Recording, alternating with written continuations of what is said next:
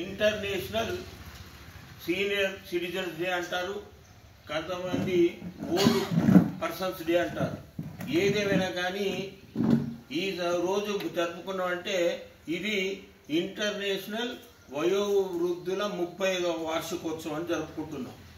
ఎందుకంటే ఈ యొక్క 30 సంవత్సరాలు ఎందుకంటున్నాం అంటే 1984లో ఆస్ట్రియా ఉంది ఒకటి దేశం, అక్కడ వియన్నా రాజధాని ఉంది.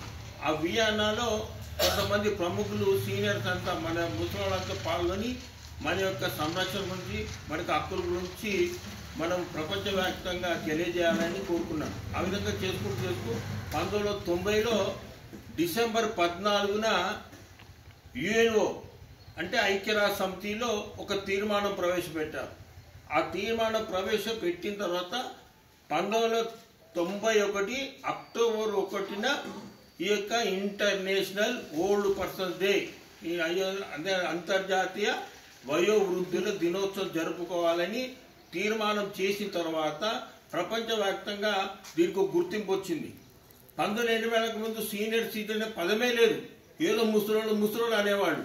కానీ వయోధికులు, ఓల్డ్ పర్సన్స్, సీనియర్ సిటిజన్ అనే పదము ఆ రోజు నుంచి మొదలైంది. ప్రస్తుతం మనం అంతా సీనియర్ సిటిజన్గా ఉన్నాం, కానీ చట్టాలు ప్రభుత్వాలు మనకి ఏమాత్రము అనుకరించడం లేదు. 2007లో భారత రాజ్యాంగము అంటే భారత ప్రభుత్వం తల్లిదండ్రులు పోషణ వయోధికుల పోషణ చట్టం అని బిల్లు పెట్టారు. ఆ బిల్లు ఇంకా పూర్తిగా అమలు కావటం లేదు, కేవలం కాగితాల వరకే పరిమితమైంది. అదేవిధంగా దేశంలో ఇప్పుడు ప్రస్తుతం మన తెలంగాణలో 40 లక్షల మంది వయోధికులు ఉన్నారు. దేశంలో 15 లక్షల మంది ఉన్నారు, 15 కోట్ల మంది ఉన్నారు. 2050లో ఈ సంఖ్య 33 కోట్లు రాబోతుంది. అంటే యువత తగ్గిపోతుంది, వృద్ధులు పెరిగిపోతున్నారు.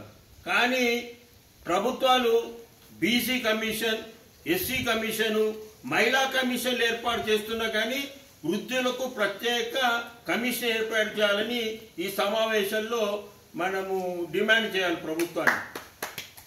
ఎందుకంటే ప్రతి చోట కమిషన్లు ఉన్నాయి, మరి వయోవృద్ధుల కమిషన్ ఎందుకు ఉండకూడదు? అది మనం ఓట్లు వేసాము అంటే దాదాపు 40 లక్షల మంది ఓట్లు ఉన్నామంటే మన భాగం కలిపి దాదాపు 70-80 లక్షల మంది ఉన్నట్టే కదా. 80 లక్షల ఓట్లను మనం ఒక ప్రభుత్వాలకు మనకు నచ్చిన దానికి చేస్తున్నాం, ఏ ప్రభుత్వం ఏం చేయటంలే. అదేవిధంగా ప్రతి చోట ఇప్పుడు కలెక్టరేట్ ఆఫీస్ ఉంది, కలెక్టరేట్ ఆఫీసులో ఒక సెక్షన్ పెట్టారు, ఒక ఆఫీసర్ పెట్టారు. ఆఫీసర్ ఏముంది, ఉమెన్ అండ్ చైల్డ్ వెల్ఫేర్ సంబంధించిన వ్యక్తే చూస్తున్నాడు. కానీ సీనియర్ సిటిజన్ నామకే వస్తే ఒక అప్లికేషన్ కార్డ్స్ ఇచ్చేందుకు పనిచేస్తున్నాడు. ప్రతి కలెక్టరేట్ ఆఫీసులో ప్రత్యేక విభాగం ఏర్పాటు చేయాలి. అదేవిధంగా ప్రతి గ్రామంలో వృద్ధులకు మనోవికాస కేంద్రం ఏర్పాటు చేయాలి. అదేవిధంగా డే కేర్ సెంటర్లు అంటున్నాయి, ఏదో జిల్లాకు 1-2 ఉంటున్నాయి. మనం కూడా ఇక్కడ మాకు లైబ్రరీ ఏర్పాటు చేయాలని గతంలో ఉన్న పోచారం మేయర్ కూడా ఇవ్వడం జరిగింది, కానీ అది అమలు కావట్ల. అదేవిధంగా ఈరోజు దేశంలో 5 కుటుంబాలు, వృద్ధుల కుటుంబాల్లో కనీసం ఒక కుటుంబం రోడ్డులో పడుతుంది. కుటుంబ సభ్యులు ఆస్తులు సంగ్రహించి అదేవిధంగా వాళ్ళకు పెన్షన్, గ్రాట్యుటీ, ధనం ఇదో సంపాదించేందుకు దోచుకొని రోడ్డు మీద పడేయడం జరుగుతుంది. కానీ మన రక్షణ కొరకు మనమే ప్రభుత్వాలకు విన్నవించుకోవాలి. అదేవిధంగా మన ఆరోగ్యం కాపాడుకోవాలి.